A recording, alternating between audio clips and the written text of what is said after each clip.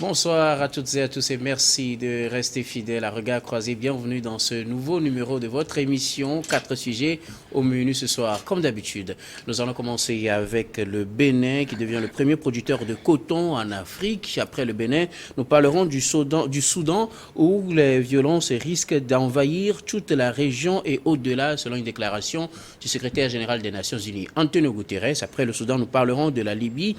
Côté migration, 34 corps sont rejetés par la mer en 5 jours. Et puis nous terminerons bien évidemment par le Togo, notre sujet sur le Togo, des pluies abondantes annoncées pour les 3 prochains mois. Et pour en parler ce soir, nos invités sur ce plateau, Rodrigue Aego, vous êtes journaliste et analyste politique. Bonsoir Rodrigue et bienvenue. Bonsoir Dr Guillaume et bonsoir à tous ceux qui nous suivent sur les écrans de New World TV. Et face à vous dans ce débat aujourd'hui, Prosper Agbouklou, il est journaliste et également analyste politique. Bonsoir Prosper. Bonsoir Guillaume, bonsoir aux aimables téléspectateurs et également à tous les invités autour de la table, sans jamais oublier de faire coucou à tous les enseignants du monde. Et le troisième invité, Kwamivi Akleso Eso, vous êtes consultant et coach en communication, en entrepreneuriat et en politique. Bonsoir Kwamivi Akleso. Bonsoir Guillaume, bonsoir également à Rodrigue Aego, ça fait longtemps qu'on ne s'est plus vu. Bonsoir Prosper, parce que je suis sur la plateforme seulement, j'entends Prosper, donc merci, je l'ai vu aujourd'hui. Bonsoir également à tous les téléspectateurs de Niort, du Togo, d'Afrique, d'Europe et d'ailleurs. Bien coucou spécial à tous ceux qui aiment l'émission Regard Croisé, sinon toutes les émissions de Neo TV. Voilà le décor qui est planté. Nous commençons donc avec le tout premier sujet, direction le Bénin. Le pays devient premier producteur de coton en Afrique. Le Bénin donc sur classe pour le nouveau classement des pays producteurs de coton en Afrique. Le Mali en tête au dernier classement. Les prévisions n'ont pas été atteintes dans aucun des pays dû à plusieurs facteurs. Mais selon RFI, se basant sur des chiffres du programme régional de production intégrée du coton en Afrique, lors de sa réunion tenue il y a de cela quelques jours à Abidjan, le Bénin devient donc le premier pays producteur du coton en Afrique. D'abord, vos perceptions sur cette percée du Bénin. On sait qu'il y a des efforts qui sont faits, des efforts de promotion de la production du coton et aussi de la transformation sur place. Je commence par vous, Rodrigue Aego. C'est vrai, les résultats officiels ne sont pas encore publiés, mais RFI nous donne déjà la piste. Le Bénin surclasse maintenant le Mali. Oui, ce n'est pas quelque chose de surprenant. Vous savez, le président du Bénin, il est lui-même passé par là, dans ses nombreuses entreprises, dans ses nombreuses activités avant d'accéder au fauteuil présidentiel. Il est passé par là, donc c'est l'une des premières matières qui je dirais, l'a révélé. Cela, je dirais... témoigne de son attachement ou de son regard personnel sur le développement de ce secteur-là. Vous avez vu qu'il a mis en place des politiques qui encouragent donc les paysans, qui encouragent les jeunes à retourner vers la terre, pas forcément chercher les bureaux ou d'autres activités de subsistance. Donc du coup, aujourd'hui, ces chiffres qui forcément seront confirmés, hein, parce que peut-être à quelques millimètres d'écart près, sinon seront confirmés, ça n'étonne pas. Et les facteurs qui ont empêché, par exemple, les autres de faire... comment dirais-je, de bons chiffres en la matière. On a parlé du terrorisme. Mais le terrorisme, le Bénin n'est pas aussi à l'abri du terrorisme. Il y a quelques jours, il y a eu des frappes sur place. Pas comme le Mali. Mais pas comme le Mali, oui, et le Burkina et le Burkina Faso. Mais c'est aussi un élément qui pourrait aussi impacter négativement la productivité du coton au Bénin. Maintenant, l'autre politique qui permet à l'État béninois ou au gouvernement d'insuffler assez d'énergie à ce secteur, vous savez qu'aujourd'hui, on a installé une grande entreprise de production de vestimentaire sur place et comment dirais-je, le premier produit utilisé par cette entreprise-là, c'est bien sûr le coton. Donc, pour pouvoir répondre aux besoins de terrain et aussi surtout qu'il est question de produire les vêtements sur place et servir d'abord les populations béninoises, servir les populations de la sous-région ouest africaine, l'Afrique, avant de les exporter vers l'extérieur, ils ont besoin quand même d'un nombre de suffisamment de tonnes, de suffisamment de produits pour pouvoir être à ce rendez-vous et relever ce défi-là. Je pense que c'est ce qui explique tout ce qui se fait là, mais qui n'est que, à mon sens, le début. Ce n'est que le début. Et je pense qu'ils sont en train de mettre en place beaucoup d'autres mécanismes qui vont renforcer la productivité du coton dans le pays. Prosper Aboklou, le Bénin surclasse maintenant le Mali pour devenir le premier pays producteur de coton selon le rapport, selon les chiffres dont fait part RFI. Oui, je crois qu'on peut s'enthousiasmer vis-à-vis donc de la situation. Bénin, premier pays producteur du coton. Rodrigue vient de situer l'opinion sur la politisation donc, de l'agriculture, de la prise de conscience des autorités vis-à-vis donc, de cette situation, de la productivité. Et en cela, je crois que on peut, disons, pousser un offre de soulagement. Mais moi, je voudrais aller un peu au-delà.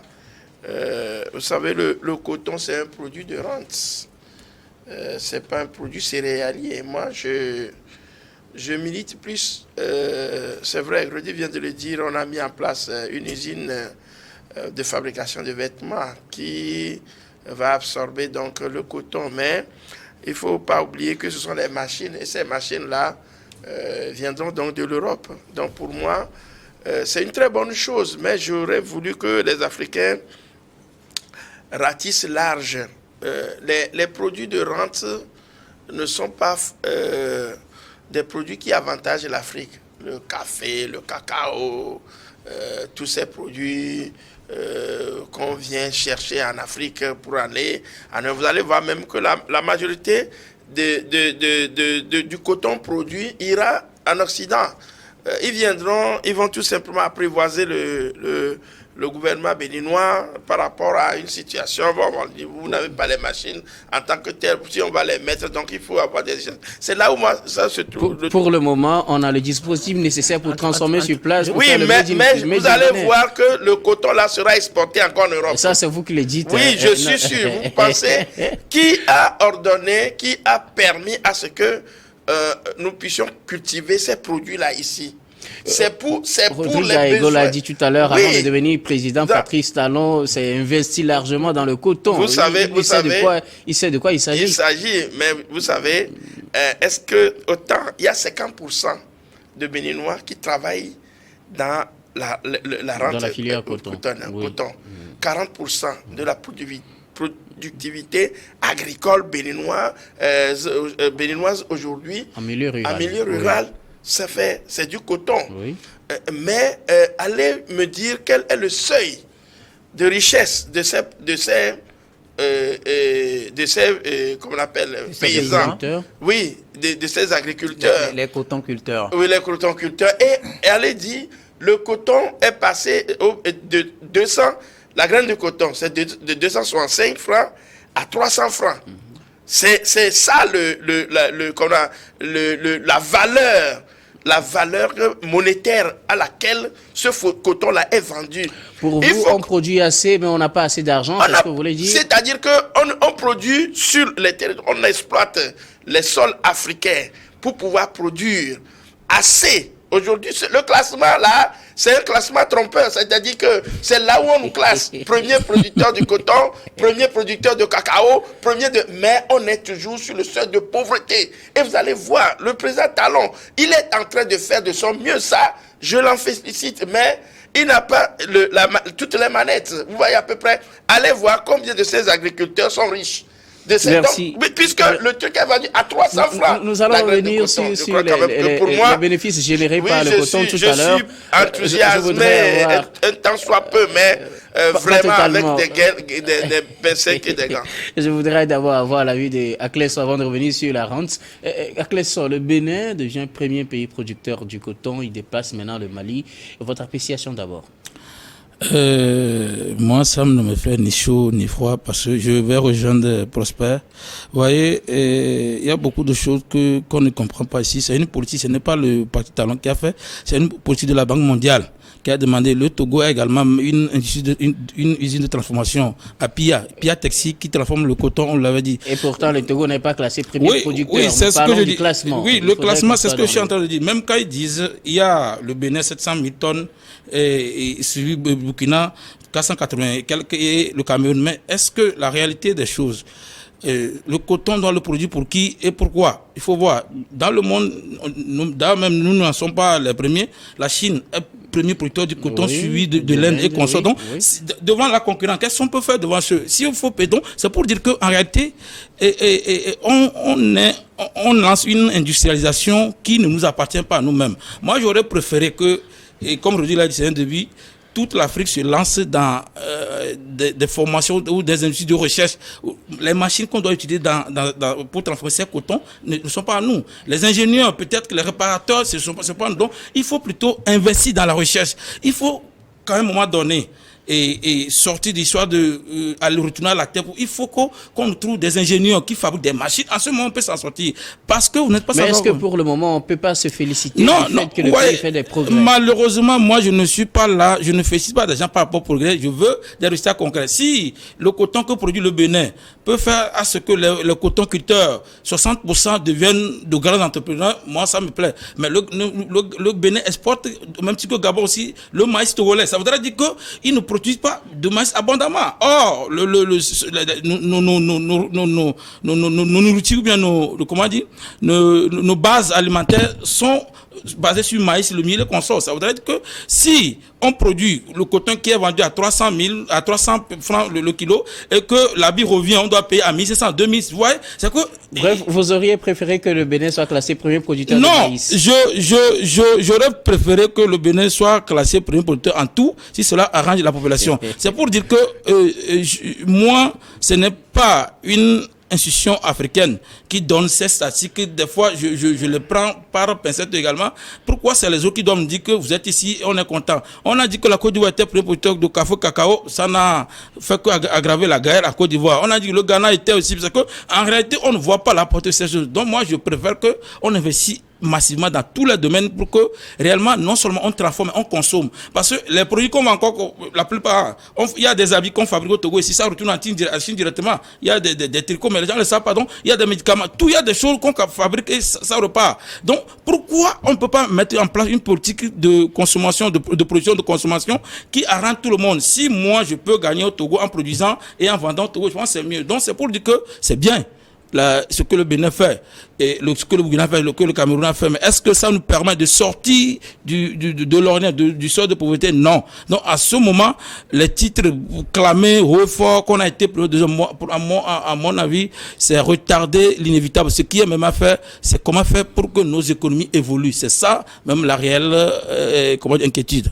Rodrigue Aego, les deux co-débatteurs remettent un peu en cause ce classement et aussi pointent du doigt les revenus des producteurs qui peut-être n'ont pas le niveau de richesse qu'ils espéraient, même si leur pays est classé premier. Qu'est-ce que vous en dites? J'aurais souhaité qu'il y ait des chiffres qui témoignent des arguments pour permettre à tout le monde de savoir que au-delà du classement, les paysans ne sont pas du tout contents du travail qui permet quand même d'occuper ce rang-là, sur ce classement, même si les uns et les autres pensent qu'il faut prendre ce classement avec des pincettes. Vous savez, en matière de productivité ou en matière de développement, je vais dire, sur le plan économique, il y a, sur le plan macroéconomique, d'abord, ce qu'il faut faire avant de l'élargir ailleurs. Le Bénin ne peut pas aujourd'hui, quel que soit tout ce qu'on peut peut-être imaginer comme richesse, investir dans tous les domaines, même si c'est le souhait des populations. On a besoin d'investir dans des domaines d'autosuffisance alimentaire pour les populations. Au même moment, on a besoin d'investir dans les autres domaines qui vont permettre aux mêmes populations d'obtenir des satisfactions par rapport à des besoins, notamment vestimentaires, par exemple. Vous savez que la plupart, quand le président Talon a pris l'initiative d'installer cette usine de production des vêtements là, il a expliqué qu'au fait, tout le coton était exporté vers la Chine et les autres pays pour la transformation. Et quand ils finissent de transformer, les habits reviennent chers et les populations béninoises ont du mal à débourser ce que cela coûte pour aller en acheter. Alors, pour répondre à ce besoin et pour éviter de discuter de la fixation de prix avec les autres, mettons en place cette usine de transformation-là. Nous produisons le coton, nous transformons le coton et nos populations, les paysans trouvent pour leur compte pour pouvoir donner beaucoup plus d'engouement à leur productivité, à leurs efforts, que leurs efforts soient récompensés. Et après, les populations pourront aussi acheter de bons habits avec des qualités vraiment appréciées, mais à un coût qui répond à la moyenne de la bourse, au-delà de ce qui se faisait avant. Moi, je pense que c'est une bonne politique. Il n'a pas mis la charrue devant le bœuf. Il a pris soin d'expliquer la vision. Il a pris soin d'installer l'usine avant de renforcer la capacité en matière de productivité. Et donc ici, le premier fruit, ce n'est pas l'extérieur qui en profite. C'est le paysan qui coule son coton dans un temps record parce que l'usine est ici. Ce n'est plus une question de taxes d'exportation sur tel ou tel ou tel, mais dès lors que c'est produit, c'est avalé par l'usine ici, et le paysan retourne tranquillement, continue, poursuivre son travail de productivité, et au même moment, dans quelques temps, ils ont donné un délai, j'oublie un peu quand est-ce que ces habits seront disponibles en quantité, dans quelques temps, c'est le paysan qui verra l'habit et qui se réjouira du fait que son côté transformé sur place. Sur place et au même moment, il a l'autosuffisance alimentaire chez lui, il a ce qu'il faut pour vivre normalement, décemment, parce que si on suit bien la politique de l'homme, je ne suis pas en train de le qualifier pour le travail qui se fait, parce que nul n'est totalement exempt de critiques par rapport à tout ce qui se fait, mais au moins sur certains points, l'idée, c'est de reconnaître qu'il y a un pas qui est fait, et s'il y a appel à lancer pour que ça soit fait de plus